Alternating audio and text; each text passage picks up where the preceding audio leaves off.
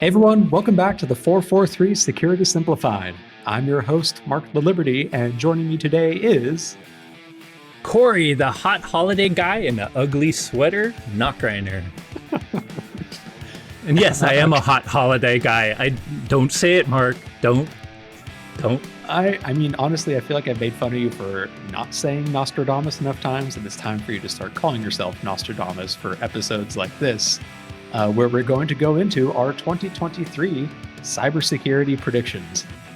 So with that, I'm going to tactfully avoid everything Corey just said, and we'll go ahead and get rolling with the predictions. But it's such an awesome sweater. And I am so hot. It is a cool Come on, admit it. Admit it, Mark. Half of that statement is accurate. Isn't it like 30 degrees there? How's that possible? There, that's right. It's physically hot. That's exactly what I meant. The ugly hot holiday guy in the ugly sweater.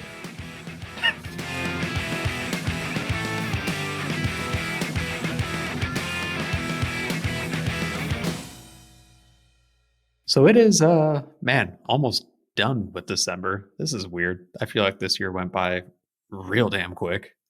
2022 just feels like an extension of 2021. It went so fast. Yeah, agreed entirely. But coming up on the end of the year now, it is time to finally discuss our cybersecurity predictions for the year of 2023.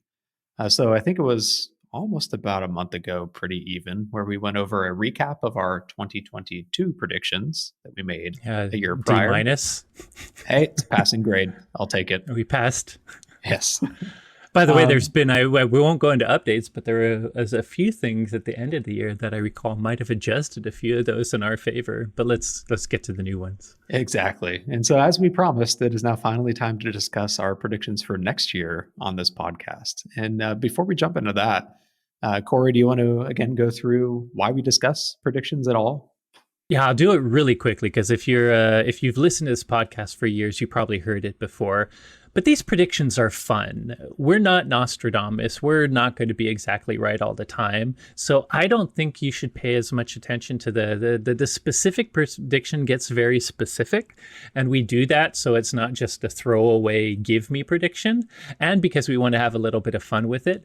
But what really matters is the trends that are guiding our prediction have already happened. The trends are there. So the trends you're going to hear us talk about, whether it's the use of VR, the use of artificial intelligence, social engineering trends, all of these predictions are based on real trends that have already happened.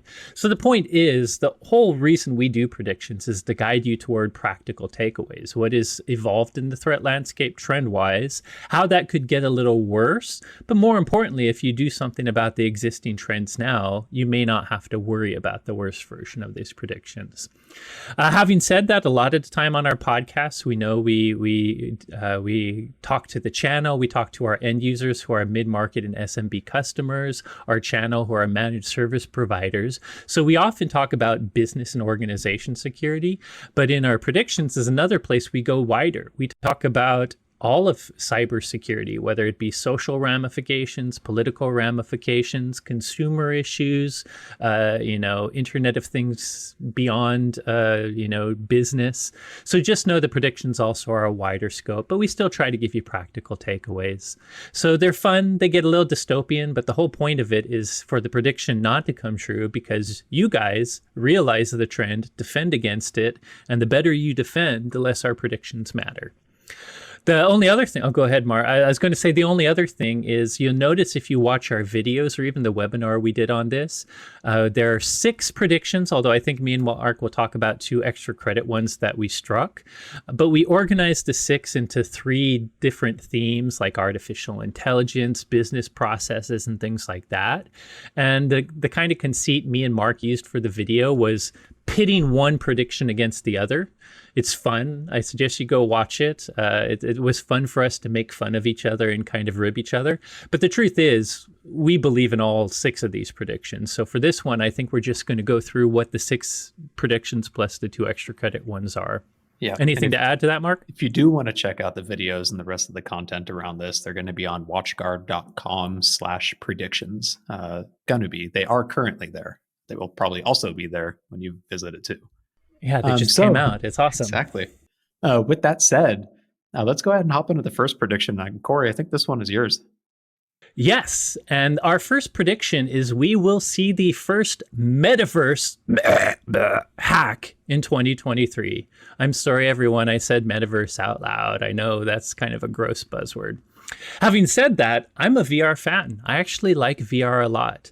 You don't say. Metaverse. Yes, Mark's going to make fun of how many headsets I have again. I do have a lot of them. But I think VR is cool. Metaverse is only gross because Zuckerberg started claiming it. It was used in sci-fi writing long before him. He did not coin that phrase, and unfortunately, he's made it poison since. But to be honest, I like Oculus. Zuckerberg may not be running it the way I want, but I will give Zuckerberg credit for actually making VR more consumer friendly and increasing the chance that this prediction will come true. At the cost of all your privacy. So why do we have this prediction? Well, first of all, VR is finally getting more popular. I've been following VR when people made fun of it and no one used it. I predicted it would become popular, and I think it will be. It's not going to replace real life. I'm not someone that wants to only exist in the metaverse, but I think it's an amazing thing. And it's finally the technology is catching up in a way that normal consumers can use it. Headsets like the Quest 2, it's ease of use, and even some of its features that make people less sick, I won't go into the nerdy details, have made VR finally something that I'm often playing Beat Saber with a diverse crowd of even older women who are playing at home with their kids in the background rather than just really nerdy gamers like me. So it's becoming bigger. The issue is VR, as it exists 2 years ago, already collects a lot of privacy information on you. First of all, everything you share with social networks, you share when you register with VR. You probably know the Oculus, people were irritated when Facebook bought them and required for a period of time a Facebook account to use it. And even though they removed that, they still require a Meta account, which is pretty much still a Facebook account. So you still have to give away personal details. But it's also the additional information the sensors on these devices track just to do their job. VR headsets, they have to have 6 degrees of freedom. They're tracking everywhere my head moves, but also everywhere my hands move based on the controllers, and nowadays even hand tracking with how my fingers move. All of that is gathered in something that, how are threat actors going to be able to use our positional data? More importantly, one of the things that made VR more consumer friendly is it used to be you had to have these external sensors paying attention. They called it outside in tracking. For that, you had to set up all over your walls, really complicated setups for them to track your location. And these sensors were not traditional cameras. They were kind of IR and LiDAR-like sensors in some ways. But new headsets, the ones that have made these standalone, cheap, not the Quest Pro, but the Quest 2 headsets much cheaper, is something called inside-out tracking, where they literally have 4 to 5 cameras pointing in different positions. And these are normal 2D cameras. And what they're doing is by taking 5 different 2D views, you can do something called photogrammetry to get a 3D, even textured 3D map of the area you're in. And that helps both tracking your position in it. But if a bad actor was gathering all that data, any place I am with my VR headset, I could give an internal view, even a texture map view of that actual area. So think of all that data that existing headsets already track, your movement data, a map of your room. Now, this Quest Pro one I keep on putting up is one that's designed for productivity and business. It's made not just to allow you to have a much more virtual view of your own laptop. It's made so that you can have 3D in-person with avatars Zoom meetings where they have eye tracking and face tracking. My real expressions show up, my eyes show up, my fingers show up. I can move my hands around and be in a place with you as a person. Actually, I can tell you the experience of that with friends is kind of fun. Seeing eyes and mouth move, it actually makes it feel like a human interaction. As much as Mark is shaking his head, I didn't buy it for any of that collaboration BS. And yet I can tell you factually, it makes it feel like you're with that person. But if you think maliciously, knowing what my eyes are looking at when I'm looking at a web page, having all that data, even having my general behavior of how Corey tends to move as a person by gathering all the historical data of my movement. Imagine how deep fakes go from, okay, I can make a video of Corey that looks convincing, but it's based on someone else's movement. I can make his voice because I got 30 seconds of his speech, but now I have his actual historical movement for a period of time if I can somehow get the data that's being tracked on these VR machines. The point I'm trying to make is it's the cool technology that I actually like, even though I think Mark is like, sounds horrible. But it has a lot of dark side potential if it gets in the wrong hands. But really, the main thing the prediction is based on is the other part of this Quest Pro is it's made for productivity. These headsets are now they've proven now that consumers are starting to adopt VR for games. What if businesses can find value in it?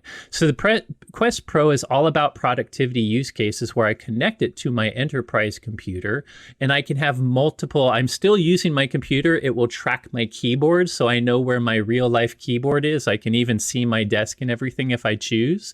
But I have a bunch of virtual screens. I can extend the capabilities of my computer to a much wider virtual space. So they're really pushing that. But guess what? That part of VR is based on existing remote desktop technology that's almost exactly the same as RDP and VNC. You have to install, for instance, a third-party and or Meta remote desktop app on your enterprise computer to use this on your business computer, which is actually intended for. So simply put, the prediction is this enterprise access, and specifically maybe even this remote desktop connection that these productivity headsets are exposing, is going to finally be the way that the metaverse VR has its first actual hack that affects the enterprise company. Sorry, I went into too much detail, Mark. You know, I'm a VR nerd. I talk too much in general, but you get me on VR and then I really go off. Please tell us more about how much you love virtual reality and everything being provided by Meta for you. Hey, just because I love VR does not mean I love Meta. I'm going to be honest. Like, I think VR is pretty cool too. I'm looking forward to the PSVR 2 coming out next year. There's Two no pre-orders way I right will here. ever give Zuckerberg any money or any access to me, my house mapping, my face, or any of that.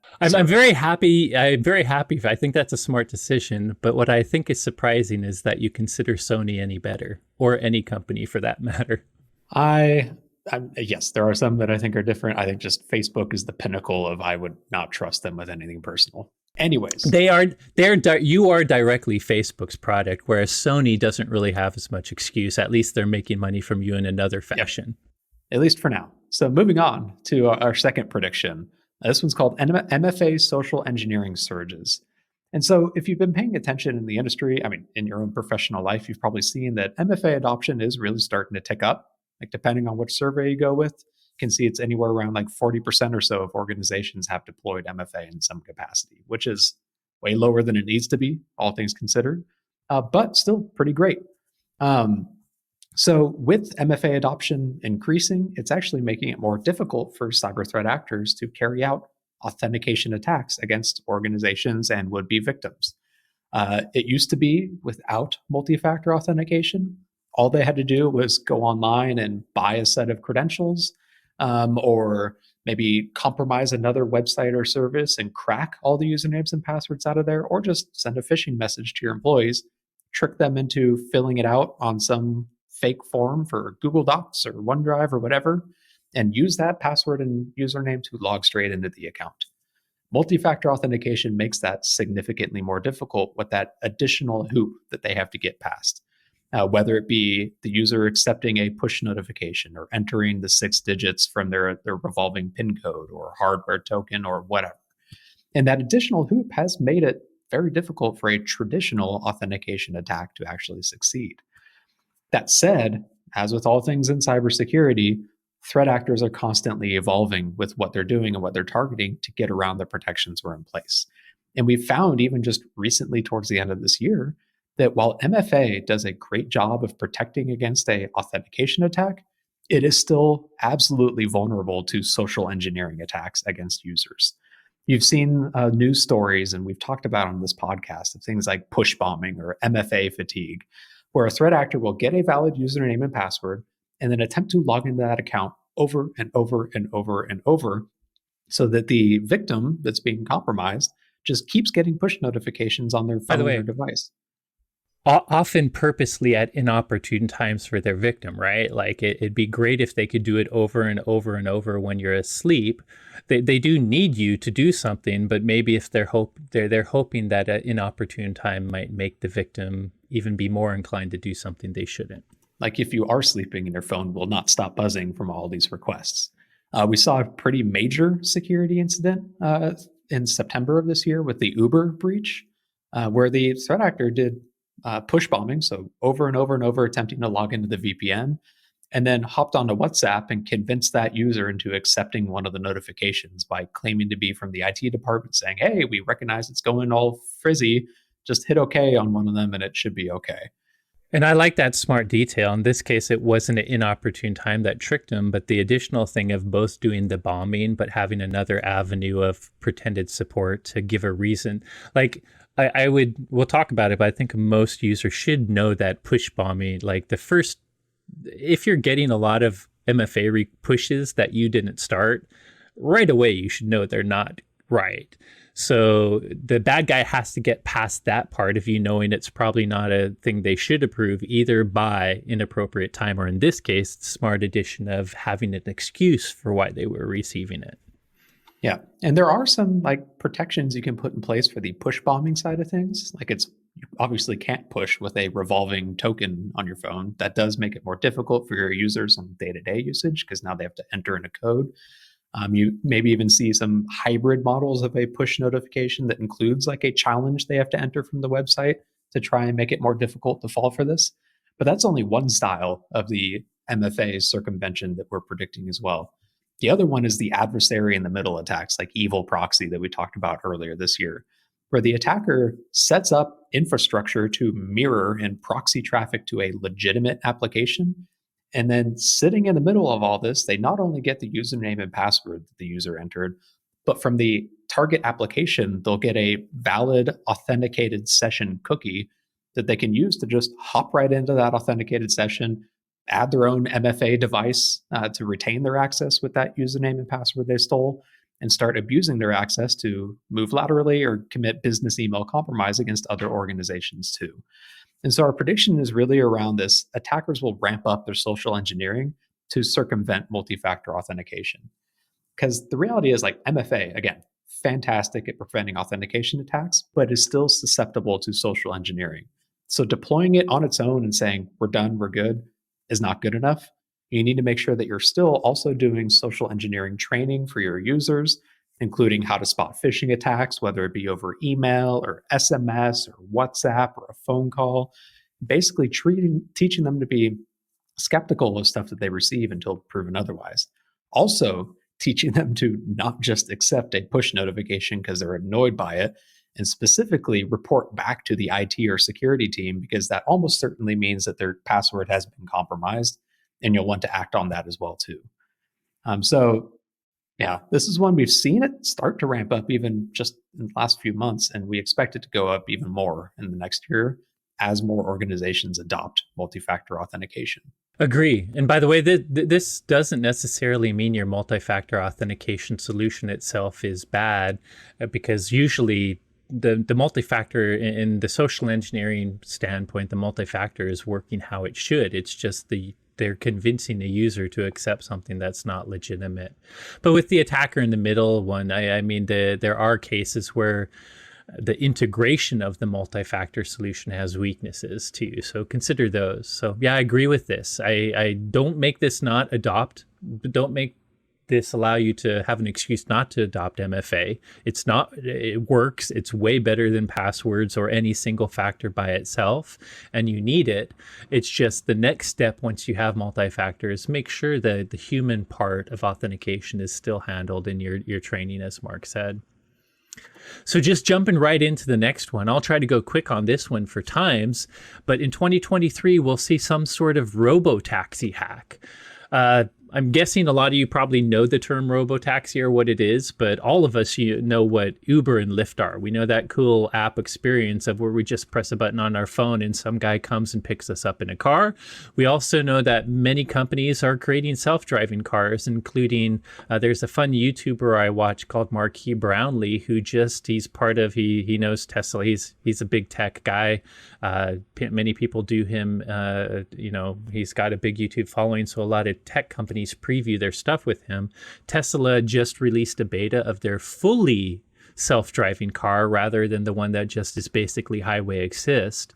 And he's done a bit on how well that actually gets from point A to point B. So interesting watch if you're interested in self-driving cars. But a robo-taxi is just that. It's the Uber Lyft experience minus a driver. And as much as self-driving cars are not really all over the highway quite yet, believe it or not, robo-taxis are already in use. There's a couple different companies, not Uber, by the way, not Tesla, but other name companies, both in San Francisco, Beijing. One just announced a trial that's happening real time with customers in Las Vegas. The Beijing one claims to have over 1 million of unpersoned drives of robo-taxi drives with real clients.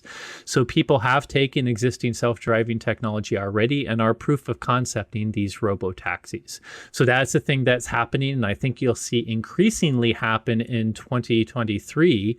But you add to that the fact that we already know there's a ton of car hacks. Charlie Miller and Chris Velasek are the first folks that really got their name by hacking a Jeep system. They proved that the internet connected or SIM card connected entertainment and navigation systems of cars are accessible remotely over the internet or a phone number.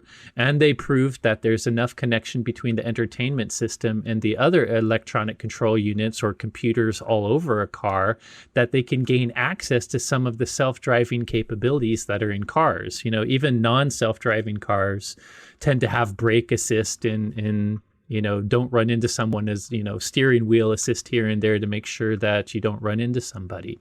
And they proved that you could hack a car remotely. Then you tie some of the things even Mark's talked about when you have an app that connects to a car, the mobile app becomes another avenue. And of course, these robo-taxis will involve mobile apps that you connect to. And what we're essentially predicting is a robo-taxi will run into some sort of hack in 2023. That said, it may not be a technical hack like the one we're talking about. The other interesting thing, and we'll get into this is an AI theme prediction that Mark will have one too, but AI can be socially engineered. One of the first hacks that's just kind of fun that we've seen happen against self-driving cars is they're using sensors. Sometimes they're specialized depth sensing LiDAR sensors, but in Tesla and many other cases, they're just a fleet of 2D traditional imaging cameras. And these cameras are using AI to figure out, okay, there's the lines on the road, whether it's dotted or solid. There's what different signs look like. There's some road cones. They're using just image sensing and image detection to recognize all these things. And an early researcher found that just using the ice salt that we use to de-ice our roads, you can use ice salt to create fake lines on a road. And some of the early self-driving AI would dumbly assume that that is a real line. Mark gave a good example on our webinar of where not only did they use it to turn a car, but they could actually force it into a circle where it just circled forever by playing with a dotted versus undotted line that they drew the car into using the ice salts. So we predict that now that these robotaxis are in the public being used by real people, granted in small volumes, there's going to be a hack against them. But because of the limited market in the small volumes, they're still in testing. We don't think it's going to be any dangerous kill somebody in a robotaxi hack that some big threat actor does. Instead, we think it's going to be more a prank level hack where someone's going to think it's funny to get a poor customer in Vegas to be stuck in an alley or cause a big traffic jam because they force a self-driving car to stop somewhere. Honestly, this is one of my favorite ones because it is still a relatively new technology. Like, we're not taking robo-taxis everywhere we go. This is clearly the future that a lot of organizations like Uber and Lyft are trying to. Actually, I think Uber just canned their self-driving car thing because they were hemorrhaging money. But some organizations are trying to go to try and save cost on paying a driver to do it when you can just pay for the car itself. Yeah. And I think it's still new enough that there is a lot of room for research here. And I, for one, I'm looking forward to the fun pranks before it gets too widely adopted and we have to worry about the safety aspect of it from And someone by the doing way, it the fun maliciously. pranks are often from researchers, and their point is just what you said. They do the prank version, but it scares the companies enough to put in the right security controls so that we don't have no one wants anyone Exactly. to die in a self-driving car. I'm looking forward to the Black Hat, or probably more specifically, DEF CON talk on someone hacking one of these robo taxis sometime next year. So AI was a theme, and I hear you have another AI prediction too. I do. So AI, it's been used, its usage in like IT and security has been growing rapidly over the past few years. Like we use in the Firebox as an example, we've got intelligent AV, which uses a machine learning model to quickly predict whether a file is going to be malicious or benign. And it does that by training its machine learning model using millions of known bad and known good malicious files. So it can make it really quick, almost as quick as a signature based service, and more accurate prediction on stuff that it doesn't even know about. Like it's never seen it before, but it can come up with a good idea if it's going to be good or bad. AI has other applications as well too, and one really big one that we saw really take off just this last year was in software development. If you work in software development, you're probably already very familiar with GitHub Copilot. If you don't, it's this new application or plugin that GitHub just released this year. Plugs into your integrated developer environment or IDE, and it basically suggests code as you type out and try and program a program. So, like, let's say you're writing the back end for a website, and you need to interact with a SQL database. If you've got Copilot installed and turned on, you can type in the comment that you would typically put if you're a good developer, explaining what the function is going to do. Say, this needs to insert this record, update this user, and delete this other record. And just based off that comment that you put in there, GitHub Copilot will recommend the entirety of the function. And in general, it works. It is valid working Yeah. code. By the way, for the non-coders out there, I'm sure if anyone follows tech news, it's the same as going to one of the AI image generators and say, here's some pictures of me. I want a version of me that's a badass Viking from the 18th century holding a sword and killing an orc. And the AI art will generate that exact thing for you. It's just the coding version of that. Or it's even the chat GPT version. If you've read about how me and Mark have watched how these have evolved from, like, you could ask it, give it prompts for a story, and it told a really silly story that obviously wasn't human and was more amusing from its mistakes. Now you say, I want a movie about XYZ. And my goodness, it's actually a pretty compelling, good story. So if you've been following the non-technical kind of art and storytelling ways that AIs have evolved, what Mark's talking about is simply the coding version. A non-artist can now get a picture from somebody else, from a combination of all the world's history of artworks that we know. Now somebody can create code just by prompting it based on all the code works that it's using. Exactly. And so with Copilot specifically, that machine learning model, the AI, is trained using every single public GitHub repository that's out there, all the good ones and also all of the bad ones, which means that depending on the prompts you give it, it can impact whether you get a working function. For the most part, all the functions it gives are working. But B, one that potentially has vulnerabilities, like a SQL injection issue, using that earlier example. There's even research that was presented at DEF CON this year, where they went through Copilot and found that even changing the name of the author in the source code file was enough to impact the number of vulnerable versus non-vulnerable suggestions that Copilot gave the software developer. If you use the author name of someone that wrote like a really well-known and well-written application, like a Python, the Python requests library, as an example, you tend to get better results back. But if you change the name to some nobody or someone that isn't a good developer like Corey, you could potentially get way more vulnerable software. I thought we weren't doing battle predictions, Mr. Mark. Oh, this isn't How a about prediction, Corey, the one that doesn't even use Copilot? You're the one that brought it to my attention.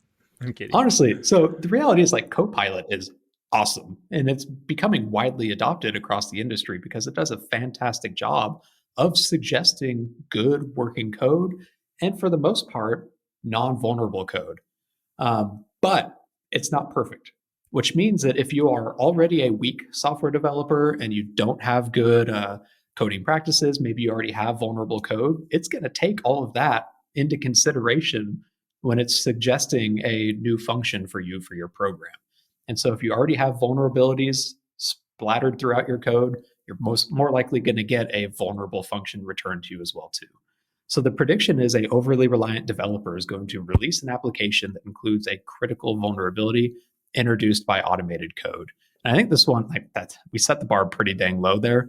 I think we're going to potentially see more than just application. Oh yeah, we'll probably see a bunch. A critical vulnerability because it is widely used all over the place.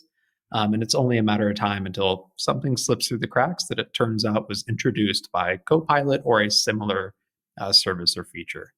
That said, like, it's honestly a cool program. It just means you can't rely on it specifically and ignore everything like secure software development. Well, let me adjust. I like AI so far. I do think there's going to be copyright and potential stealing things we have to consider that even if you're not paying attention to AI coding, you've probably seen in the art world. The fact that I can get a prompt and draw a picture, it's not using one artist's work, it's using a mass of humanity's work, but what is the ownership there? Same applies to kind of coding in some cases, although if it's a public repository, you're kind of making it open source. But what I wanted to get to is the solution or practical tip here is human secure coding practices still matter. The fix for this isn't necessarily, I'm sure there's things we can do in AI to give it some logic to try to avoid vulnerabilities directly. But the truth is, human code, secure coding still matters. So if you want to know how to fix this, all businesses, all people that have coders in their organization need to focus on secure coding and secure code lifecycle, because AI code is just using human examples to generate its code. So if all of human coding becomes more and more secure, because as a society we all get better at secure coding, even without doing anything specific, AI code should become more secure too. So I'd say the practical takeaway is leverage AI for sure, realize these potential negative downsides, but more importantly, just because AI exists doesn't mean we still need to improve the human security to improve AI security. Yeah, man, and I need to improve the curtains in my office because as the sun rises or sets as we record this, it is blinding. So with that said, though, Corey, your turn for the next prediction. We're off to the business process themes for our last two real predictions. My prediction is insurers go vertical. So what do I mean here? If you watch our webinar and predictions, I go into a lot more detail here, but since you're podcast listeners, you've probably heard of many podcasts where we talked about how cybersecurity costs are increasing, and even the requirements, the kind of compliance-like effect that insurance has had over the last few years, where it used to be they would insure almost anyone after asking a few security questions. But because they've lost so much money from ransomware, they're starting to become kind of an unofficial compliance arm where they put you through strong audits, including active scans and big questionnaires. And if you're not doing the right security practices, they either may not cover you or they charge you even more. So all of you know that that's happening. If you want to know more detail, look at our past podcasts or go to the webinar version. But essentially building on that prediction, a more subtle thing that's not really advertised is in 2023, we think insurers' costs and requirements will go vertical as well. Certain industry verticals, whether it be healthcare, government, manufacturing, managed service providers, or any service provider that has many customers, the ones that are the most attractive targets for attackers, especially with ransomware. Again, healthcare, managed service providers. We saw endless ransomware attacks for that. While the insurance company may not advertise it, they treat people in those verticals differently, and the potential costs, and even more importantly, the requirements may be even higher than average for those verticals, because the insurers realize they're the top cost center for hacks, so they put even more requirements on them. So this is anecdotally, we see this happening. Security vendors, by the way, we as a security vendor are at increased risk of attack because we're a big part of the supply chain. So we would be in that too. It's going to be a hard prediction for us to quantitatively prove out, because I haven't seen any, like, insurers not going to go say, hey, we're treating MSPs differently than the restaurant that we insure. They're not going to advertise this. But via all our connections, we're seeing very strong suggestions that certain verticals are having even worse requirements than others as far as cybersecurity insurance. And the prediction is ultimately that will continue. By the way, one of the quantitative ways that this might develop, though, is, previously when cybersecurity companies was saying, here's a requirement you need to do, they would say things like, any remote access requires MFA. I fully support that. That's actually a great requirement that people already should be doing. But now the insurer is going the extra step with these other vendors of an approved security vendor list. So it may be more detailed that you cannot expose Microsoft RDP remotely. And if you do expose any remote access, you need to use MFA from these 5 providers, and they will have an approved vendor list. I'm not sure if that prescriptive vendor is good, because I don't think that's testing. That's more insurer relationship than anything else from what I've found. But that's one of the ways that they might put even more detailed requirements on some of the verticals that are trying to get insurance. Yeah. And speaking of verticals, we've got another business process related one, all about vendors and partners that your organization uses, like WatchGuard, on a daily basis. So we've seen over the past 2 years, 3 years or so, this really big ramp up in supply chain attacks. Kaseya was a big example of one where an attacker went after a single application and was able to ultimately compromise hundreds, or I think even thousands, of end victims at the end of the day. That's one example of many where they're focusing their efforts going after a specific technology provider or partner in order to increase their potential blast radius. As we adopt more software as a service applications and more MSP and MSSP activity, a lot of our management is centralized in single locations, and attackers are not lazy, they're just efficient. And so they're going to go after whatever gives them the biggest bang for the buck at the end of the day. And while security of these vendors and partners you work with has always been a consideration when it comes to who you pick and who you choose at the end of the day, it hasn't always been the biggest one, or maybe even one of the biggest ones. And our prediction is following this trend where we're seeing organizations become more increasingly concerned with the security of their partners and vendors. Third-party risk management tools are becoming widely adopted around the world, around the professional environment these days, where before you sign the contract with that vendor, you want to gauge what their actual security posture is, so that based off of the criticality of the data that you're sharing or how this service or system fits within your ecosystem, you'll know whether or not that this is going to be a good acquisition or not. These tools make it pretty easy these days. You can even set them up like we do in a way where if that organization's already gone through the efforts to get a SOC 2 compliance report or ISO 27001 compliance and they're regularly audited, you can automatically check off a lot of checkboxes there of different security controls that they have to have in place in order to get those certifications. And then maybe ship them a slightly smaller set of survey questions to pick up the slack from whatever potentially got missed. And the end result is these tools can spit out a risk score of, low, medium, high, whatever. And then you can make a informed decision on, do we continue forward with this partnership based off of the data that we're going to be sharing with them and the risk associated with it? Or do we need to look at potentially more secure alternatives too? And so our prediction is that the internal security of these vendors will become a top selection factor for software and hardware purchases for organizations going forward, really just behind the price and potentially the feature set that you're looking for.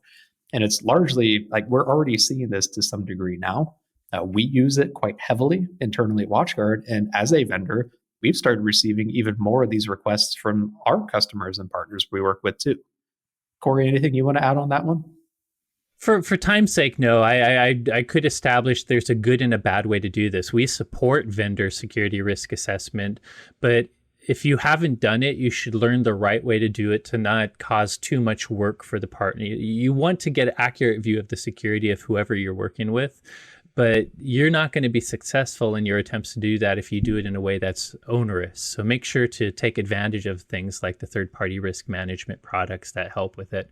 But if you want to hear me and Mark talk about that and talk more about how even consumer products one day, this is unassociated with this prediction, but in the future, we think consumers may even have little guides like a nutrition guide for the security of hardware that could help them in the future with this too. But I think we're running out of time. So I think we should just jump to the bonus predictions. And why don't you do the first one? And I'll try not to nerd too much about drones. Yeah, so we had a couple ones that didn't make the cut for our like social media purposes with the videos we recorded and put on watchguard.com/predictions. Largely because of, I don't know, they just didn't quite fit in with the happiness we were trying to go with it, I guess. The first one, though, is all about weaponized consumer drones. So historically in kinetic warfare, at least in the last few decades, we've seen military-grade drones used quite heavily. You've probably heard of the Reaper and Predator drones that the United States and our allies use in warfare around the world since like the late 90s. But these drones are heavily hardened for their military use. Like they've got specialized communications to them. They probably use their own, like I'm assuming the military has their own GPS satellite stuff. And the reality is they're designed to go into warfare and be defended against the types of jamming or adversarial activity you would see targeting this equipment up there in the sky. Lately, though, with the outbreak specifically in Ukraine, we've seen consumer drones start to be used quite heavily in kinetic warfare. Like you can see drones flying around spotting artillery strikes or being used to drop grenades on the opposing warring faction. And the issue with consumer grade drones is they don't have that same hardening that military grade drones do. Corey will happily correct me that at least in some of them, they've got secure communications back and forth to the drones using encryption. It's not like your old RC car where if you hop on the right channel, you can start taking over control. But like the GPS, you specifically mentioned GPS. GPS is public. You can actually, if you have the right software radio, you can get it. And more importantly, if you can broadcast stronger than a satellite, which is not too hard because a satellite's far away, GPS is definitely an avenue of attack. Unlike the military drones, which I agree with you, I don't know for sure, but I have a feeling their navigation input is probably more hardened, however they're sharing that data with the military drones. Probably a little less susceptible to interference from foreign adversaries. So our prediction for this one was that some combat militant will hack a weaponized drone and turn it back on the operator. And this feels specifically hack a weaponized commercial drone because of the consumer drone because of the weaknesses there. Yeah, exactly. And it feels like it's only another day away from something like that potentially happening, unfortunately, with where we're at. So on that happy one, though, Corey, how about I kick it off to you for our final bonus prediction? Yeah, and the last one is pretty simple. Hacktivism makes a comeback. I'm sure most of the listeners know what hacktivism is. Back in the 2000s, we always put threat actors in three general categories of criminal ones, which are what businesses should mostly worry about. State-sponsored ones, which in the 2000s didn't affect normal people or businesses, but believe it or not, state-sponsored actors affect consumers and businesses too, so don't discount them. But we had hacktivists, and hacktivists are just activists, people that have a political message, their own message of some sort, and they might be a small group who wants to get a big voice, so they use cyber technology or hacks to kind of asymmetrically do something that gives them a bigger voice or more power than a small group should have. Whether the thing they're fighting for is good or bad, any sort of asymmetric power is always questionable. So as I mentioned, huge in the 2000s all the way up to 2010, you had things like Arab Spring in certain countries, who may not have as many human rights or civil rights. They used the power of social media in hacktivism in a way to get around some of their government safeguards and try to push human rights messaging, which kind of a good way to use it. There's the group Anonymous. By the way, Anonymous is not a group. It's just a name that lots of different folks attack under. But some of the early stuff there was Operation Chantology, if I'm saying it right. That was when a bunch of people on 4chan didn't like Scientology. They thought it was a cult.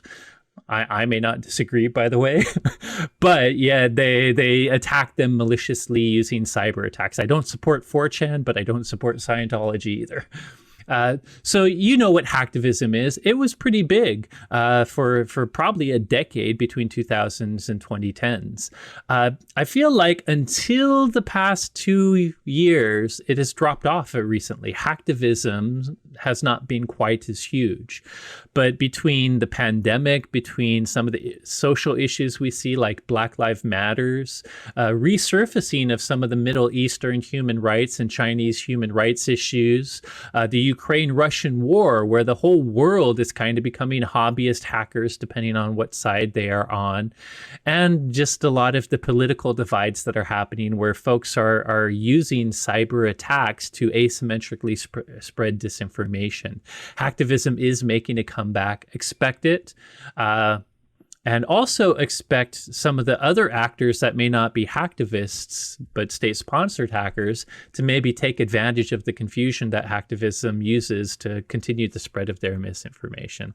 So a pretty obvious prediction, one that I think, we didn't throw it away because it was depressing. It just there's not much, this is more an awareness one, but we think hacktivism is going to get more popular in 2023. And if you are in a vertical that's susceptible to hacktivism, like the public space specifically, like this is one you still definitely need to watch out for. Yep.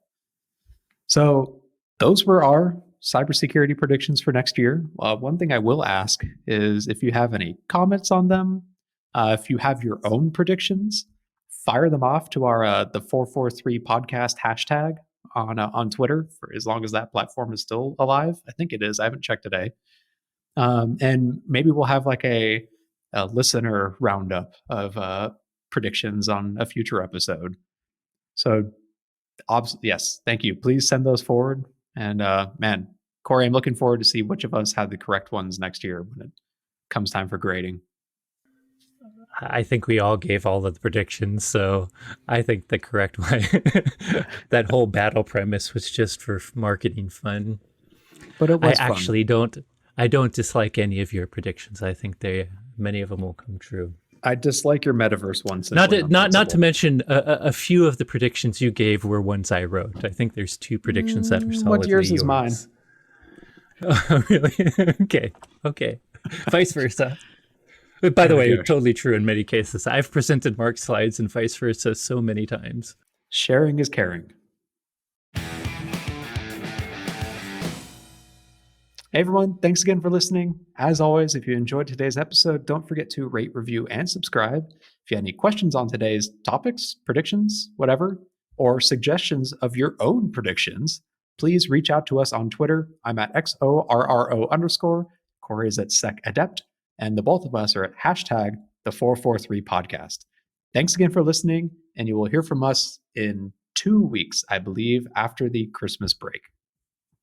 Peace out, yo!